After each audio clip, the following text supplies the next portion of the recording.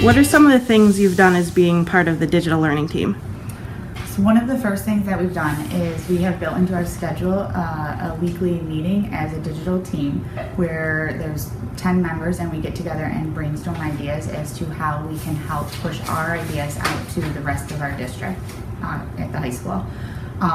In that meeting, one of the things that I personally did was reach out to the social studies department. I remember I took a different department, and in the social studies department I went to some of their common planning times and showed them some of the digital tools that I've used in my classroom, such as a Discovery Ed board, and taught them how they can implement it in their social studies classroom. They came up with an idea of what they wanted to do, and then I took it back to my team, and together as a team we created the actual digital lesson for them, and then I went back to the social studies classrooms and helped run it in a class to help them troubleshoot any problems. I've also gotten pulled out of class and attended a few PDs during the school day to learn more about the technology, such as Discovery Ed is one of the big ones. And then again, I bring those ideas back to my team at the high school, and then we implement them out to the rest of the team members at the high school. During that time, we've created learning labs where I open my classroom up for any teacher to come and see what lessons I'm actually doing using the technology with the students, so then they can ask me questions about it, and then if they have ideas as to how they can use it in their other subject areas, I help them with that. The biggest thing being on part of the digital learning team has taught me is not to force technology into my lessons for the sake of having a fun and cool technology lesson. Instead, now when I create my lessons, I really think of the TPAC framework and the pedagogy and the content knowledge, and then the technology and how it can all play together, as opposed to just having the cool tool of technology in my classroom. What are some of the things you've done as being part of the digital learning team? I started the digital learning team this year as the curriculum leader of my department as well for the LOTE languages other than English. I also co-teach with another member of the digital team from the special ed department. So once every 4 days we meet as a team, and then we talk about lesson plans and ways that we can center our class around student-centered learning. A focus of our school year is a charge to have differentiation as a priority in our lesson plans. So we try to incorporate technology through our Discovery Ed training and with other colleagues, and try to make our classrooms integrate technology and offering differentiation. Lastly, I think a main piece of this puzzle is to be able to have common planning and time with our department, so that as a digital team we can push out some of these ideas and inspire others and offer up our classroom to be observations, and just expose our colleagues with other ways of doing things to maximize the time we have with the students and have the most benefit to the time we have together. What are some of the things you've done being part of the digital learning team? As a member of the digital learning team, there's been a lot of things that I have done in order to help out my colleagues.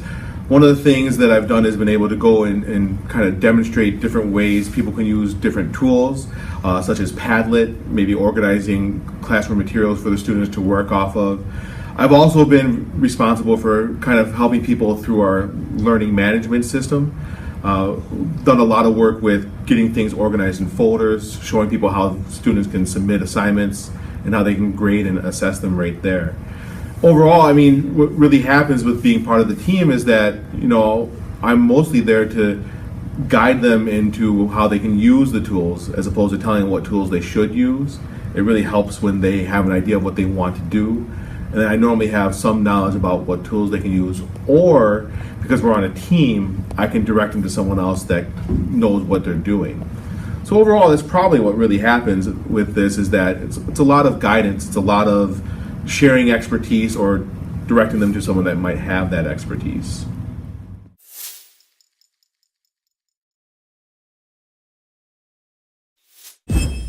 Would you mind telling us a little bit about the planning process for a learning lab, what that entails from your teacher perspective?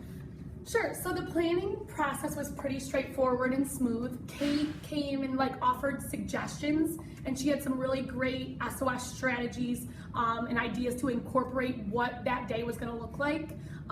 She offered a SOS strategy such as the carousel, which was the one that I used when we had the day of the learning lab. And she also it was really easy to talk to her about the tools and the technology that we're going to be using, how I felt comfortable using them for that day.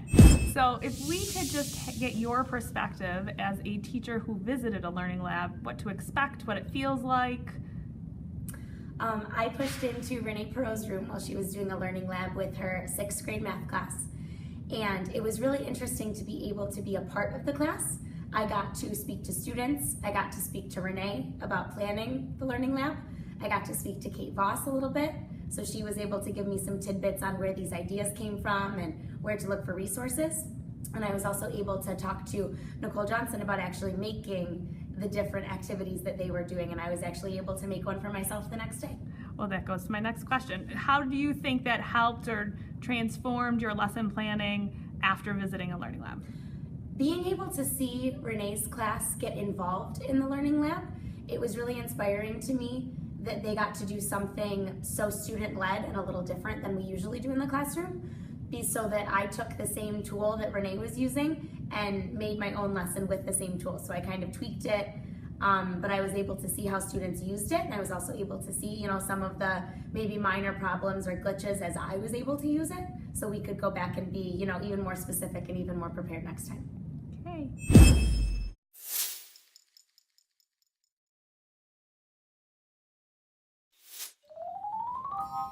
All right, so right now students are creating their 3 truths and 1 lie statements from their brainstorming sheets after watching 2 videos.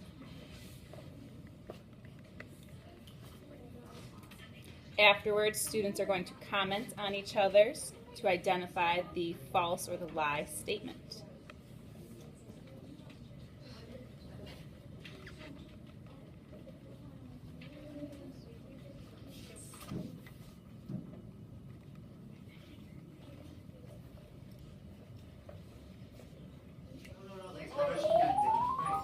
Now students are commenting on another student's 3 truths and 1 lie. They're trying to identify which one the lie is. When they're done, the student will let them know. They can comment back and let them know which one is the lie.